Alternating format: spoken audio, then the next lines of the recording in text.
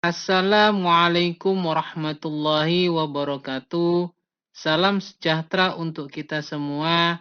Semoga Tuhan Yang Maha Esa selalu melindungi kita dan menganugerahkan kesehatan kepada kita semua, serta semangat untuk terus belajar.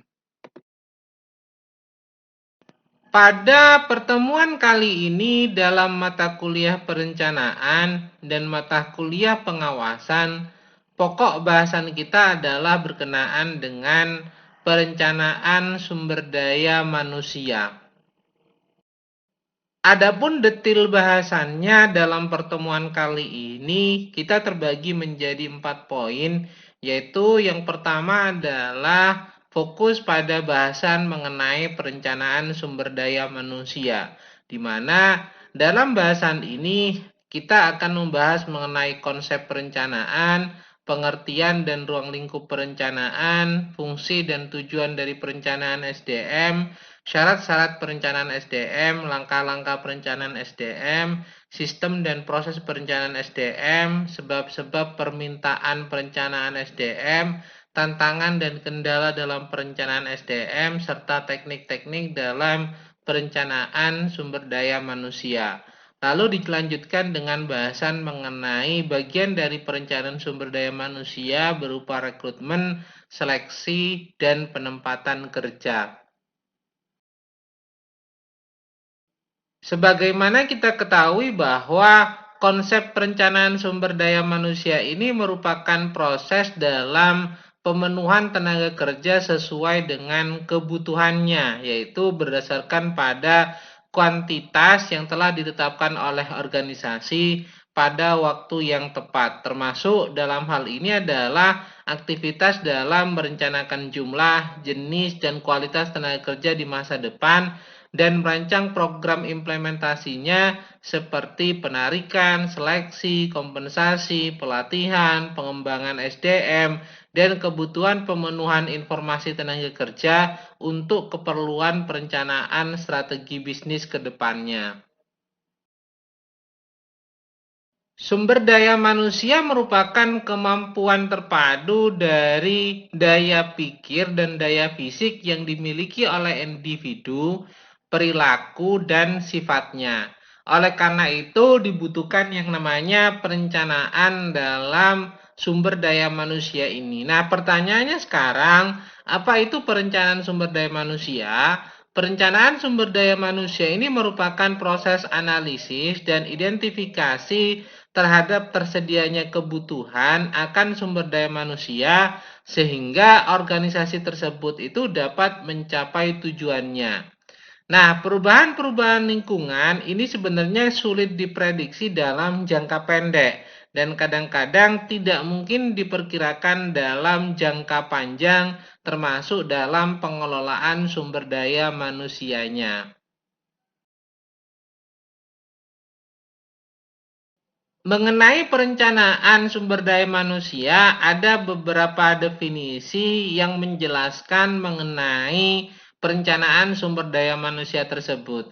Yang pertama adalah perencanaan sumber daya manusia dimaknai sebagai mengestimasi secara sistematik permintaan dan suplai tenaga kerja organisasi di masa yang akan datang.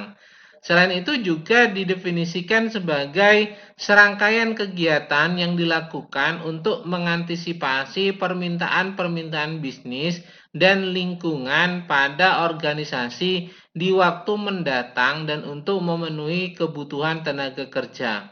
Ada juga yang menyebutkan bahwa perencanaan sumber daya manusia ini merupakan proses sistematik untuk meramalkan mengenai kebutuhan karyawan dan ketersediaannya pada masa yang akan datang, baik dari jumlah maupun jenisnya, sehingga dalam hal ini Departemen Sumber Daya Manusia ini dapat merencanakan mengenai rekrutmen, seleksi, pelatihan, dan aktivitas lainnya dengan baik. Terkait dengan ruang lingkup dalam perencanaan sumber daya manusia, sebagaimana kita ketahui bahwa berbicara mengenai sumber daya manusia, ini sebenarnya terbagi menjadi 4 bagian, yaitu dari pengadaan terlebih dahulu, lalu dilanjutkan dalam pengelolaan, lalu dilanjutkan dengan pengembangan sumber daya manusia, dan pada akhirnya ada aktivitas di mana pelepasan sumber daya manusia. Nah, terkait dengan pengadaan sumber daya manusia, salah satu poinnya itu adalah mengenai perencanaan sumber daya manusia. Maka ruang lingkup dari perencanaan ini berbicara pada poin pengadaan. Nah, dilanjutkan dalam hal ini yaitu rekrutmen dan seleksi karyawan. Lalu, aktivitas pengadaan ini diakhiri dengan penerimaan karyawan. Nah, ketika kita sudah menyelesaikan tugas mengenai pengadaan SDM, maka Departemen SDM ini harus melakukan pengelolaan SDM dengan cara melakukan pendataan secara administrasi, membuat aturan kedisiplinan karyawan, serta membuat penilaian kinerja karyawan. Nah, lalu ketika kita sudah mengelola SDM, kita perlu melakukan pengembangan terhadap SDM tersebut, yaitu dengan melakukan yang namanya pelatihan, pengembangan kompetensi, dan pengelolaan talenta. Namun pada akhirnya ada beberapa hal yang harus kita hadapi di mana dalam hal ini adalah mengenai pelepasan sumber daya manusia. Nah, ini bisa saja terjadi karena adanya pengunduran diri dari karyawan tersebut atau adanya pemutusan hubungan kerja.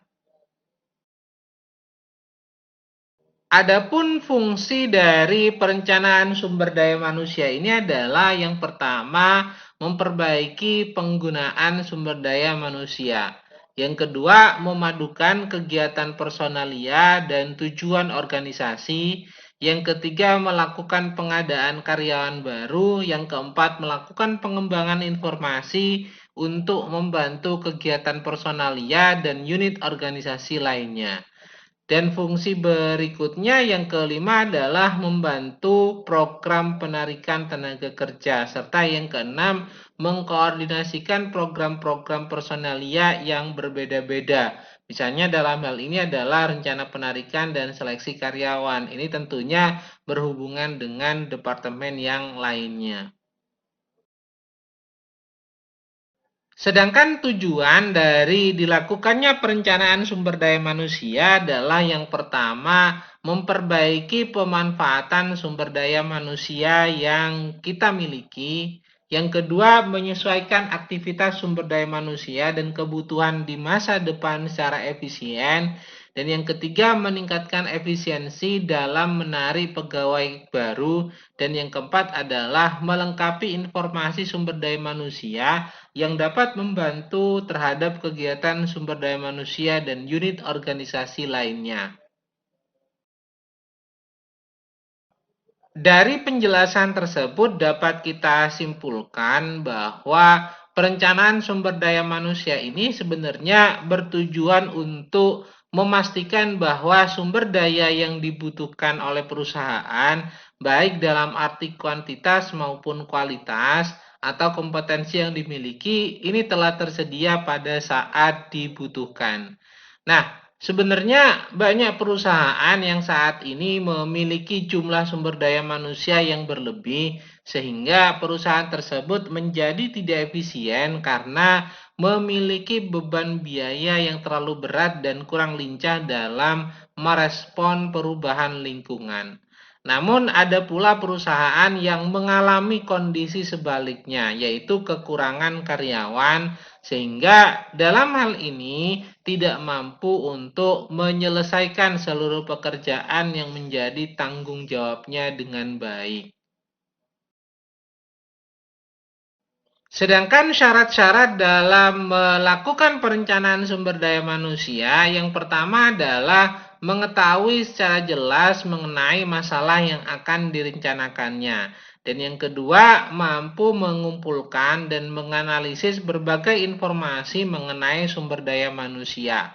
Yang ketiga, mempunyai pengalaman luas tentang job analisis, organisasi, dan situasi dari persediaan sumber daya manusia.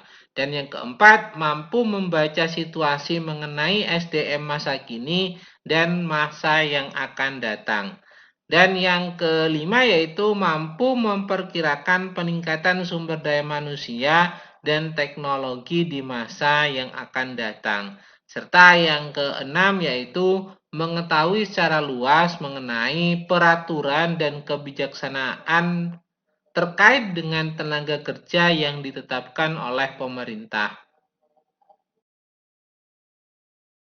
Bagi suatu perusahaan, ada beberapa keuntungan yang diperoleh dari dilakukannya perencanaan sumber daya manusia yang dilakukan secara efektif. Yang pertama yaitu manajemen puncak memiliki pandangan yang lebih baik terhadap dimensi SDM atau terhadap keputusan-keputusan bisnisnya. Dan yang kedua, terkait dengan biaya SDM ini menjadi lebih kecil karena dalam hal ini manajemen dapat mengantisipasi ketidakseimbangan sebelum terjadi hal-hal yang dibayangkan sebelumnya yang lebih besar biayanya. Dan yang ketiga yaitu tersedianya lebih banyak waktu untuk menempatkan yang berbakat karena kebutuhan dapat diantisipasi dan diketahui sebelum jumlah tenaga kerja yang sebenarnya dibutuhkan. Dan yang keempat yaitu adanya pengembangan para manajer dapat dilaksanakan dengan lebih baik sehingga dalam hal ini perencanaan sumber daya manusia dapat berjalan secara efektif. Adapun langkah-langkah dalam melakukan perencanaan sumber daya manusia, yaitu yang pertama adalah melakukan analisis terhadap faktor-faktor penyebab dari perubahan kebutuhan sumber daya manusia tersebut. Apa kira-kira yang menjadi penyebab terhadap perubahan sumber daya manusia yang terjadi dalam suatu perusahaan? Lalu dilanjutkan dengan adanya peramalan terhadap kebutuhan sumber daya manusia tersebut. Sehingga kita bisa mengukur berapa jumlah dan biaya yang harus dikeluarkan pada periode tertentu dengan adanya peramalan sumber daya manusia tersebut.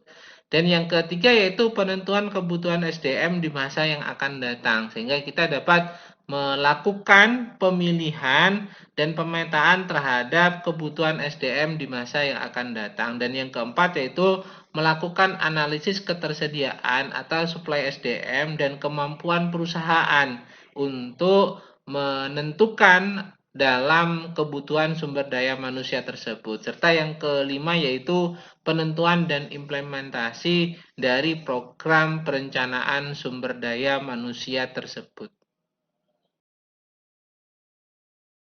Terkait dengan sistem perencanaan sumber daya manusia, ini sebenarnya terbagi menjadi 4 kegiatan yang saling berhubungan dan saling terpadu, yaitu yang pertama adalah inventarisasi persediaan sumber daya manusia, dan yang kedua adalah forecast mengenai sumber daya manusia, yang ketiga dilakukan yang namanya penyusunan terhadap rencana sumber daya manusia, dan yang keempat adalah melakukan pengawasan dan evaluasi.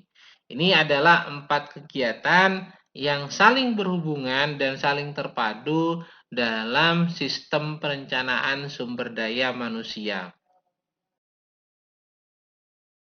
Sedangkan proses yang dilakukan dalam perencanaan sumber daya manusia, ini yang pertama adalah menetapkan secara jelas mengenai kualitas dan kuantitas SDM yang dibutuhkan. Dan yang kedua adalah mengumpulkan data dan informasi tentang sumber daya manusia. Dan yang ketiga, mengelompokkan data dan informasi serta melakukan analisis terhadap kebutuhan sumber daya manusia tersebut. Lalu yang keempat adalah menetapkan beberapa alternatif untuk dilakukan pemilihan mana alternatif terbaik untuk dijadikan sebuah keputusan mengenai perencanaan sumber daya manusia tersebut. Dan yang kelima adalah memilih yang terbaik dari alternatif yang ada untuk dijadikan sebuah rencana. Dan yang keenam adalah menginformasikan rencana tersebut kepada para karyawan untuk dapat direalisasikan. Selain itu, dalam proses perencanaan sumber daya manusia ini ada 3 bagian penting yang perlu dipertimbangkan dalam menyusun rencana, yaitu yang pertama adalah masalah demand atau permintaan. Dalam hal ini, manajer sumber daya manusia itu hendaknya mampu untuk memperkirakan permintaan akan sumber daya manusia yang dibutuhkan di dalam sebuah organisasi. Nah, informasi ini dapat diperoleh dari masing-masing unit kerja yang dalam hal ini dikaitkan dengan rencana strategi perusahaan. Bagian penting berikutnya yang perlu dipertimbangkan dalam proses penyusunan perencanaan sumber daya manusia yang kedua adalah berkaitan dengan utilization atau penggunaan. Di mana dalam hal ini perencanaan sumber daya manusia ini harus mempertimbangkan penggunaan sumber daya yang ada. Karena penggunaan yang tidak optimal tentunya berakibat pada pemborosan biaya perusahaan yang berujung pada kemampuan perusahaan dalam menghadapi yang namanya persaingan. Dan yang terakhir, dari bagian terpenting yang perlu dipertimbangkan dalam penyusunan perencanaan sumber daya manusia adalah berkenaan dengan supply atau penawaran. Nah, dalam hal ini, hal yang perlu diperhatikan dalam perencanaan sumber daya manusia yang ada di internal maupun di eksternal organisasi, yaitu berkenaan dengan ketersediaan sumber daya manusia yang berlimpah yang bisa dimanfaatkan untuk menyaring orang sebanyak mungkin untuk memperoleh tenaga kerja yang benar-benar berkualitas. Dalam proses perencanaan sumber daya manusia ini tentunya berhubungan dengan perencanaan strategis organisasi. Nah, dari perencanaan strategis organisasi tersebut itu kita menetapkan perkiraan kebutuhan sumber daya manusia dan juga mengenai kualifikasi mengenai karyawan. Namun mengenai perkiraan sumber daya manusia ini tentunya dipengaruhi oleh employee history. Apakah ada yang namanya pensiun, PHK, promosi, mutasi, dan lain sebagainya, sehingga dalam hal ini akan berpengaruh terhadap perkiraan kebutuhan sumber daya manusia. Selain itu juga berpengaruh terhadap kebutuhan pelatihan dan pengembangan karyawan. Maka dari hal tersebut, sehingga pada saat kita sudah menetapkan kualifikasi karyawan, terbentuklah yang namanya persediaan sumber daya manusia. Kita harus menganalisa pada poin tersebut. Kita melakukan yang namanya perbandingan antara perkiraan kebutuhan sumber daya manusia dan persediaan SDM yang tersedia. Nah, kalau misalnya kita dalam hal ini mengenai perkiraan ini tidak ada dalam persediaan, kita melakukan yang namanya perencanaan rekrutmen. Sedangkan kalau misalnya persediaannya ada, maka kita melakukan yang namanya perencanaan pelatihan. Untuk lebih jelasnya, dalam proses perencanaan sumber daya manusia yang berhubungan dengan perencanaan strategis organisasi, ini tentunya dalam perencanaan strategi organisasi berhubungan juga dengan adanya perencanaan sumber daya manusia. Nah, perencanaan sumber daya manusia ini tentunya melakukan tindakan mengenai peramalan kebutuhan sumber daya manusia. Selain itu juga melakukan peramalan mengenai ketersediaan sumber daya manusia. Nah, dua hal tersebut itu lalu dibandingkan mengenai kebutuhan dan ketersediaannya. Kalau misalnya antara permintaan dan penawaran itu sebanding, maka tidak perlu dilakukan yang namanya aktivitas apapun. Sedangkan kalau misalnya dari kebutuhan dan ketersediaan itu terjadi yang namanya surplus karyawan, maka dalam hal ini perlu dilakukan yang namanya penarikan karyawan secara terbatas, pengurangan jam kerja, pensiun dini, pemberhentian, ataupun perampingan sehingga tidak terjadi yang namanya surplus karyawan. Dan kalau misalnya kebutuhan dan ketersediaan ini bila dibandingkan berdampak pada kekurangan karyawan, maka dalam hal ini perlu dilakukan yang namanya rekrutmen yang dilanjutkan dengan seleksi karyawan. Ada 5 sebab mengapa permintaan sumber daya manusia ini dilakukan. Yang pertama adalah tentunya terkait dengan tantangan eksternal. Dalam menghadapi yang namanya persaingan, kita perlu melakukan yang namanya pengembangan terhadap SDM, baik itu pun jumlah ataupun kualitasnya. Sehingga dalam hal ini perlu dilakukan yang namanya permintaan sumber daya manusia yang berkualitas. Selain itu, penyebab yang kedua adalah adanya tantangan sosial dan politik. Dan yang ketiga, dengan dilakukan permintaan terhadap sumber daya manusia ini tentunya karena adanya perubahan teknologi di mana mungkin SDM yang ada itu tidak update terhadap perubahan teknologi sehingga kita membutuhkan SDM yang lebih kompeten dalam masalah teknologi. Dan penyebab yang keempat yaitu tentunya pesaing, di mana ketika pesaing sudah melakukan peningkatan kualitas, maka tentunya kita juga perlu untuk melakukan peningkatan kualitas sesuai dengan kemampuan yang kita miliki. Dan penyebab yang kelima yaitu pastinya adalah berkenaan dengan keputusan organisasi terutama dalam hal ini untuk melakukan ekspansi pengembangan usaha ke depannya. Sehingga dibutuhkan yang namanya sumber daya manusia yang berkualitas. Terkait dengan tantangan dan kendala dalam perencanaan sumber daya manusia, ini ada 4 kendala yang coba kita kelompokkan. Yang pertama adalah mengenai standar kemampuan dari sumber daya manusia itu sendiri. Kendala kedua tentunya berkaitan dengan manusia sebagai sumber daya manusianya itu yang merupakan makhluk hidup. Dan yang ketiga yaitu berkenaan dengan situasi yang dihadapi oleh sumber daya manusia. Dan kendala yang keempat adalah berkaitan dengan kebijaksanaan yang ditetapkan oleh pemerintah terkait dengan sistem ketenaga kerjaan. Untuk lebih detailnya mengenai tantangan dan kendala dalam perencanaan sumber daya manusia, yang pertama terkait dengan standar kemampuan sumber daya manusia, ini kita ketahui bahwa standar kemampuan sumber daya manusia yang pasti, sehingga informasi kemampuan sumber daya manusia ini hanya berdasarkan pada ramalan-ramalan atau prediksi yang sifatnya subjektif.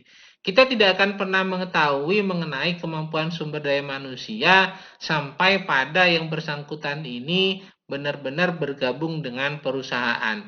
Karena awalnya ini kan hanya didasarkan pada prediksi-prediksi saja. Nah, hal ini tentunya menjadi kendala yang serius dalam perencanaan sumber daya manusia untuk menghitung potensi dari SDM tersebut sehingga memiliki suatu perhitungan yang pasti mengenai kemampuan dari sumber daya manusia tersebut untuk bergabung dengan perusahaan. Nah, tantangan dan kendala yang kedua yaitu berkaitan dengan manusia sebagai makhluk hidup. Nah, dalam hal ini manusia sebagai makhluk hidup ini tidak dapat dikuasai sepenuhnya seperti mesin. Hal ini menjadi kendala dalam perencanaan sumber daya manusia karena itu sulit untuk memperhitungkan segala sesuatunya dalam rencana. Misalnya, apakah ia memiliki kemampuan tetapi tidak tersedia untuk mengeluarkan seluruh kemampuannya, sehingga perlu dilakukan yang namanya motivasi. Dan tentunya dalam hal ini ada siklus yang akan dihadapi bahwa naik turunnya manusia tersebut sebagai makhluk hidup dalam mengeluarkan kemampuannya. Tantangan dan kendala berikutnya dalam perencanaan sumber daya manusia, yaitu yang ketiga adalah berkenaan dengan situasi sumber daya manusia itu sendiri, di mana persediaan, mutu, dan penyebaran penduduk yang kurang mendukung kebutuhan sumber daya manusia perusahaan. Hal ini tentunya menjadi sebuah kendala dalam proses perencanaan sumber daya manusia yang baik dan benar.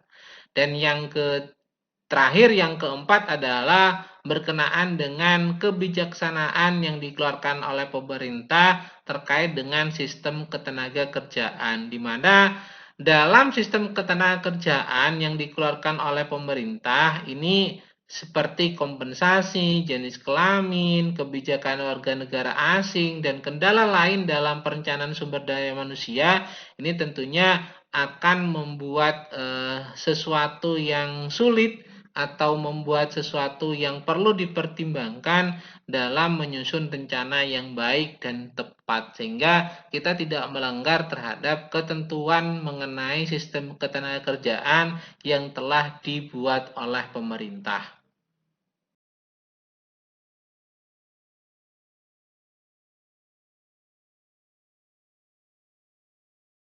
Ada 3 teknik yang biasanya dilakukan dalam melakukan perencanaan sumber daya manusia. Yang pertama adalah forecast ahli, di mana orang yang ahli dalam mengestimasi kebutuhan sumber daya manusia ini melakukan estimasi apakah harus dilakukan penambahan karyawan atau tidak. Nah, biasanya dalam hal ini itu manajer yang melakukan perhitungan bahwa beban tenaga kerja ini sangat berat sehingga mengharuskan dilakukan yang namanya penambahan karyawan. Dan yang kedua terkait dengan teknik perencanaan sumber daya manusia, yaitu teknik Delphi. Ini mendapatkan estimasi dari sekelompok ahli. Biasanya dalam hal ini adalah level manager untuk melakukan survei 4-5 kali, dan perencana dalam hal ini menyimpulkan bahwa setelah dilakukan yang namanya survei tersebut, dibutuhkan yang namanya penambahan karyawan. Dan yang terakhir yaitu teknik yang bisa dilakukan adalah melakukan analisis tren. Nah, dalam hal ini biasanya terdiri dari metode ekstrapolasi dan juga indeksasi. Nah, apa itu metode ekstrapolasi? Yaitu membuat proyeksi di waktu mendatang dengan mendasarkan pada tingkat perubahan masa lalu. Misalnya rata-rata 2 orang karyawan itu dilakukan rekrutmen setiap bulannya pada 2 tahun yang lalu, sehingga dalam hal ini untuk 1 tahun yang akan datang itu ada kemungkinan akan diterima 24 karyawan selama 1 tahun yang akan datang.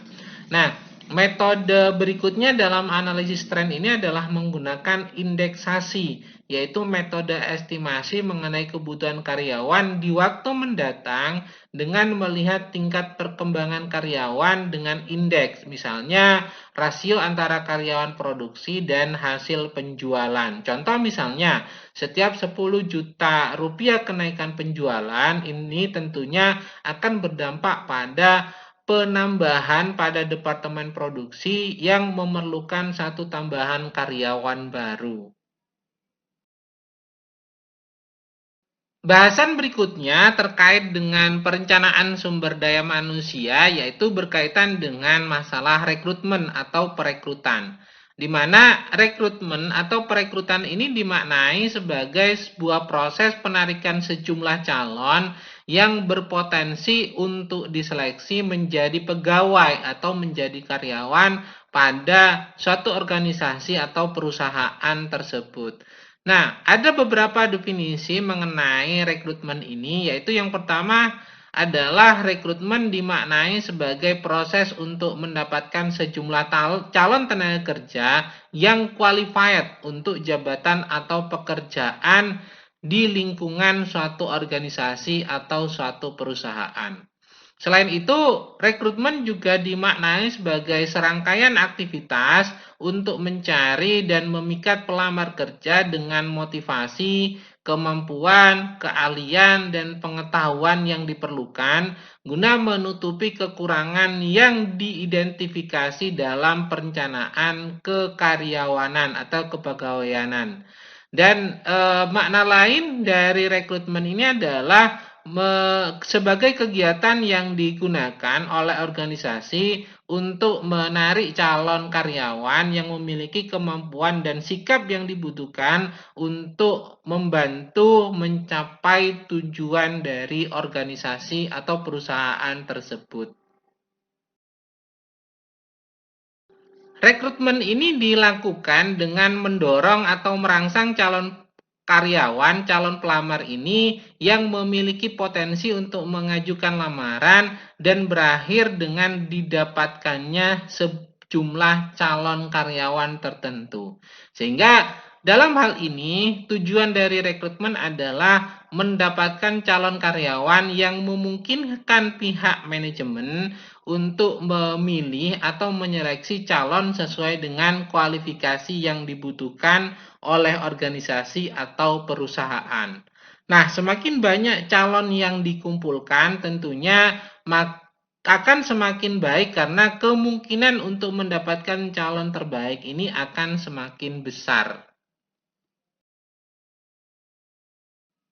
Rekrutmen dilaksanakan dalam suatu organisasi atau dalam suatu perusahaan karena kemungkinan adanya lowongan yang beraneka ragam penyebabnya, antara lain yaitu mungkin berdirinya organisasi baru, atau adanya perluasan kegiatan organisasi, atau terciptanya pekerjaan-pekerjaan dan kegiatan-kegiatan baru sehingga membutuhkan SDM baru, atau adanya pekerja yang pindah ke organisasi lain sehingga dibutuhkan SDM baru untuk mengganti pekerja tersebut, atau adanya pekerja yang berhenti baik dengan hormat ataupun tidak dengan hormat sebagai tindakan positif, sehingga dalam hal ini perlu dilakukan yang namanya rekrutmen untuk mengganti pekerja yang berhenti tersebut, atau adanya pekerja yang berhenti karena telah memasuki usia pensiun dan perlu dilakukan yang namanya penggantian SDM, atau adanya pekerja yang meninggal dunia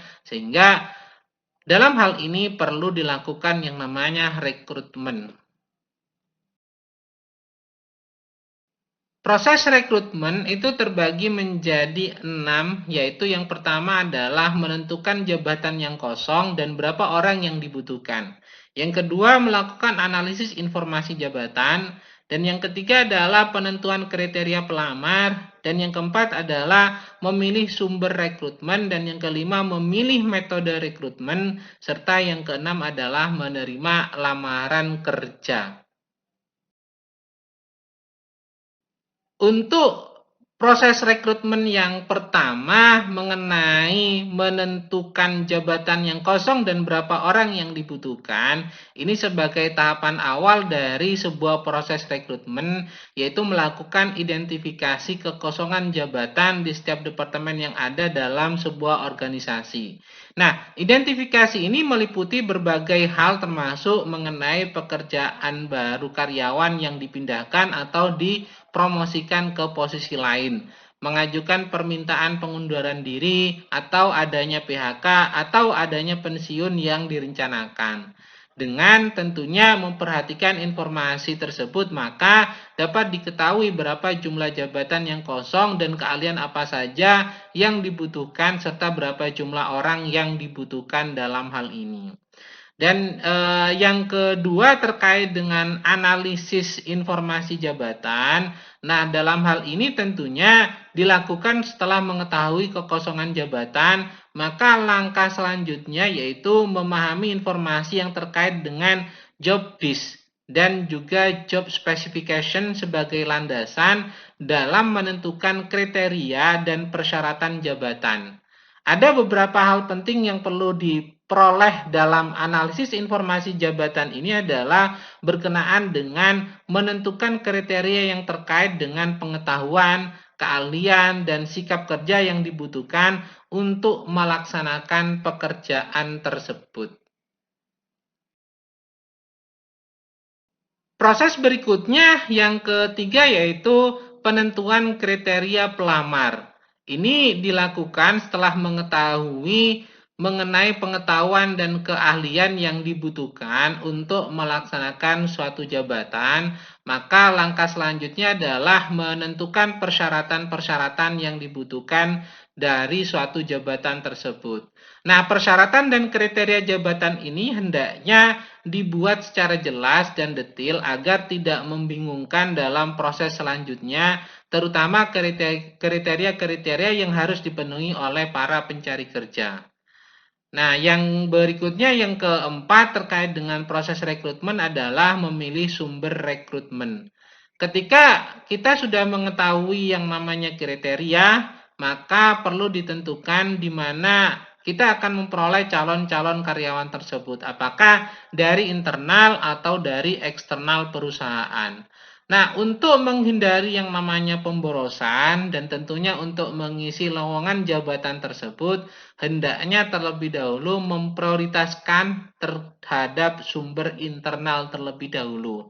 Di samping mengurangi biaya rekrutmen juga dapat lebih cepat terisi jika tidak ada karyawan yang memenuhi kualifikasi jabatan tersebut, maka baru mencari dari sumber eksternal perusahaan.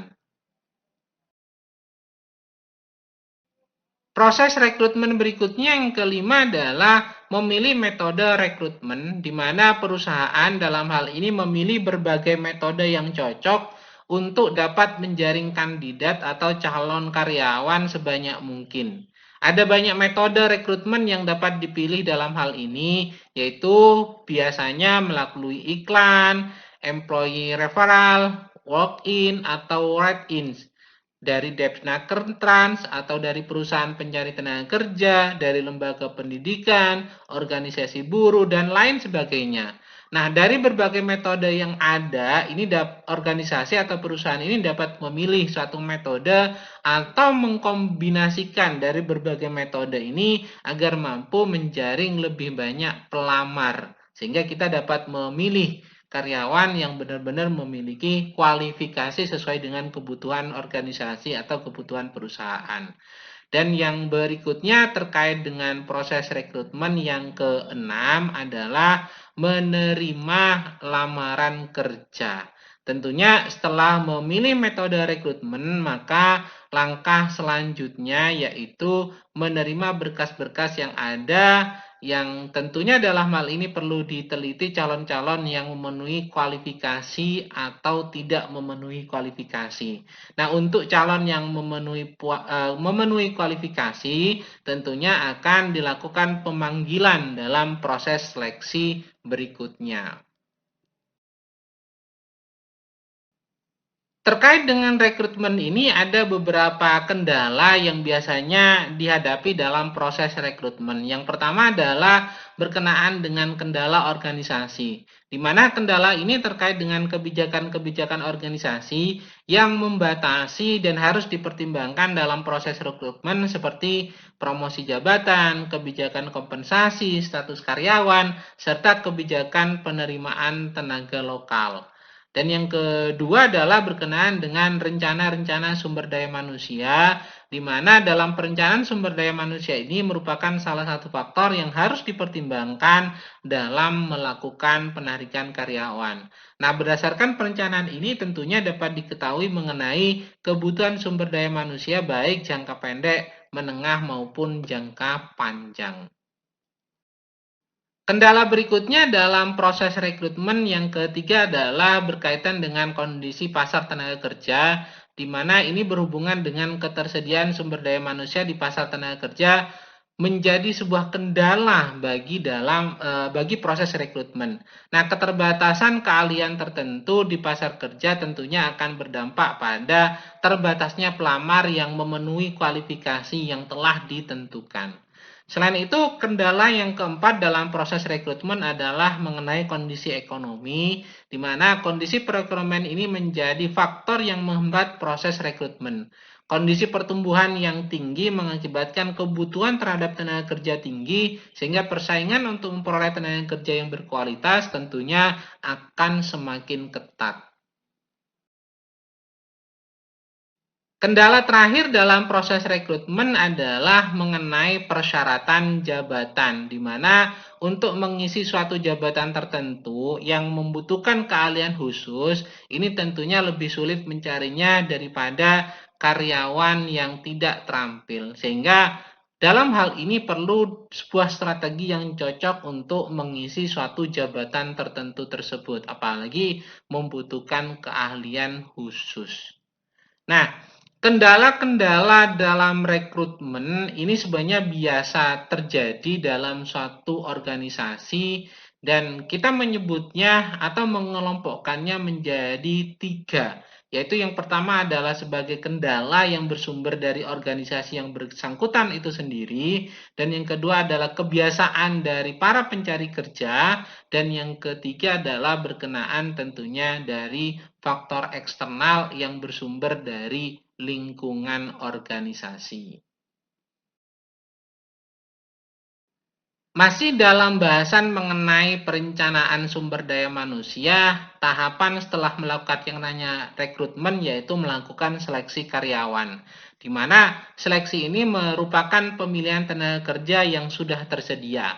Seleksi ini merupakan kegiatan dalam manajemen sumber daya manusia yang dilakukan setelah proses rekrutmen seleksi itu dilaksanakan, di mana telah terkumpul sejumlah pelamar yang memenuhi syarat untuk kemudian dipilih mana yang dapat ditetapkan sebagai karyawan dalam suatu perusahaan. Seleksi ini pada dasarnya bertujuan untuk mendapatkan tenaga kerja yang memenuhi syarat dan memiliki kualifikasi yang sesuai dengan deskripsi pekerjaan yang ada atau sesuai dengan kebutuhan perusahaan. Tujuan dari setiap program seleksi adalah mengidentifikasi para pelamar yang memiliki skor tinggi pada aspek-aspek yang diukur yang tentunya bertujuan untuk menilai mengenai pengetahuan, keterampilan, kemampuan, atau karakteristik lain yang penting untuk menjalankan suatu pekerjaan dengan baik. Ada dua pendekatan yang dapat dilakukan dalam proses seleksi karyawan, yaitu yang pertama adalah successive heartless, merupakan sistem seleksi yang dilaksanakan berdasarkan pada urutan testing, yaitu jika pelamar tidak lolos pada suatu testing, maka ia tidak boleh mengikuti testing berikutnya dan pelamar tersebut dinyatakan gugur. Atau yang kedua dalam pendekatan dalam seleksi karyawan adalah compensatory selection approach, yaitu sistem seleksi yang dilakukan dengan cara si pelamar mengikuti seluruh testing, kemudian dihitung nilai rata-rata tes apakah mencapai standar atau tidak.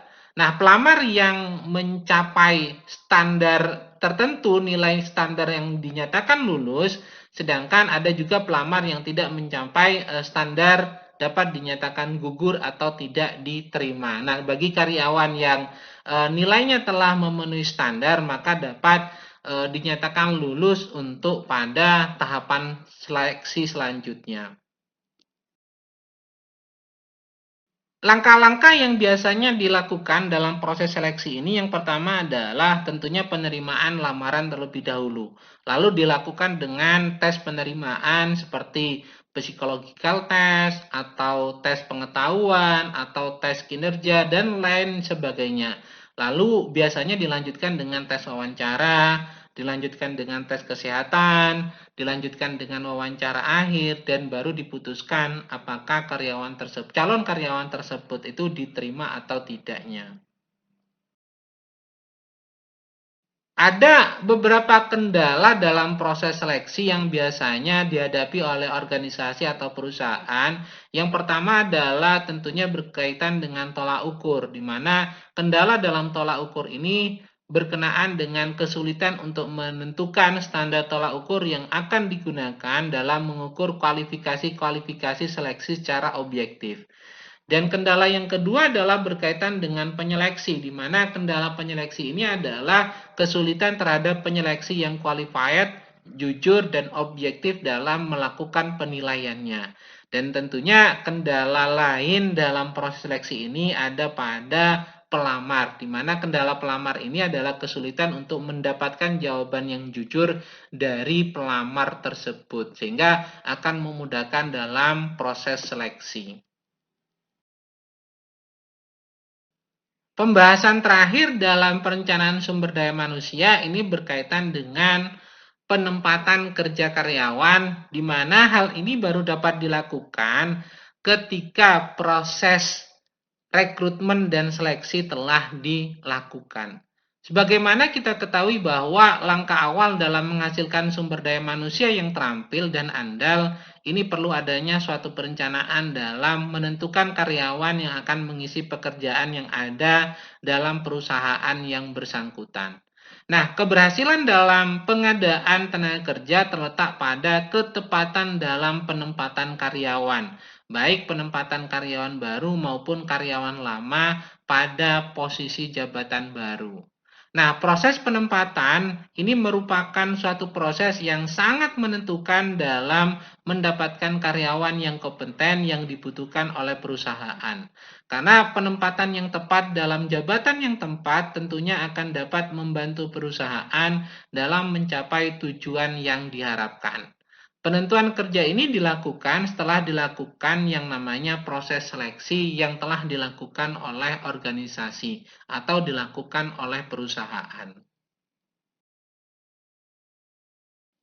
Ada beberapa definisi mengenai penempatan karyawan ini, di mana definisi penempatan karyawan menyebutkan bahwa ini merupakan proses penugasan atau pengisian jabatan atau penugasan kembali pegawai pada tugas atau jabatan baru atau jabatan yang berbeda.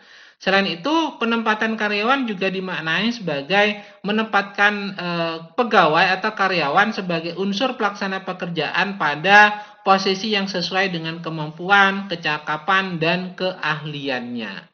Nah, dari sana kita dapat memahami bahwa penempatan kerja karyawan ini sebenarnya kebijaksanaan mengenai sumber daya manusia untuk menentukan posisi atau jabatan seseorang. Di mana penugasan ini dapat berupa penugasan pertama untuk karyawan baru yang baru direkrut, tetapi dapat juga merupakan tahapan promosi, pengalih kerjaan atau mutasi, dan juga demosi atau bahkan pemutusan hubungan kerja, sehingga perlu dilakukan yang namanya penempatan kerja karyawan. Berikut ini ada beberapa faktor yang dapat mempengaruhi terhadap penempatan karyawan atau penempatan sumber daya manusia, di mana faktor yang pertama adalah berkenaan dengan pertumbuhan perusahaan. Nah, tentunya pertumbuhan bisnis ini menyebabkan terjadinya pengisian posisi pekerjaan baru, baik melalui promosi karyawan yang sudah ada atau yang baru sama sekali. Nah, adanya pengaruh ekspansi bisnis ini dapat mampu menciptakan posisi pekerjaan baru. Dan yang kedua, di mana ini merupakan faktor yang dapat mempengaruhi penempatan sumber daya manusia adalah berkenaan dengan reorganisasi. Karena sebuah restrukturisasi atau reorganisasi dari suatu perusahaan ini akan menghasilkan jenis yang beragam dalam hal kegiatan-kegiatan personal. Misalnya, jika terjadi merger dengan perusahaan lain akan mempengaruhi dari aktivitas Departemen SDM seperti rancangan pekerjaan, kompensasi, manfaat, hubungan pekerjaan, dan tentunya program pensiun dini. Faktor lainnya yang mempengaruhi dari penempatan sumber daya manusia yang ketiga adalah kecenderungan masalah ekonomi umum, di mana satu konsekuensi dari pengaruh menurunnya pertumbuhan ekonomi ini akan secara signifikan tentunya menurunkan ketersediaan pekerjaan baik bagi karyawan yang permanen dan temporer serta sekaligus bagi para pencari kerja. Selain itu, faktor yang terakhir, yang keempat, yang dapat mempengaruhi terhadap penempatan sumber daya manusia itu adalah masalah atrisi, di mana atrisi ini merupakan pengurangan karyawan yang disebabkan terjadinya terminasi, pengunduran diri, pengalihan keluar dari unit bisnis, dan ataupun disebabkan karena meninggal. Nah, secara khusus program pensiun dini telah meningkat selama terjadinya penurunan aktivitas ekonomi, sehingga karyawan yang berada pada posisi tertekan dan menjadi pemangkasan terhadap yang namanya kelebihan karyawan atau dilakukan yang namanya rasionalisasi. Nah, inilah beberapa faktor-faktor yang tentunya mempengaruhi terhadap penempatan sumber daya manusia sehingga perlu dilakukan yang namanya perencanaan terhadap sumber daya manusia tersebut.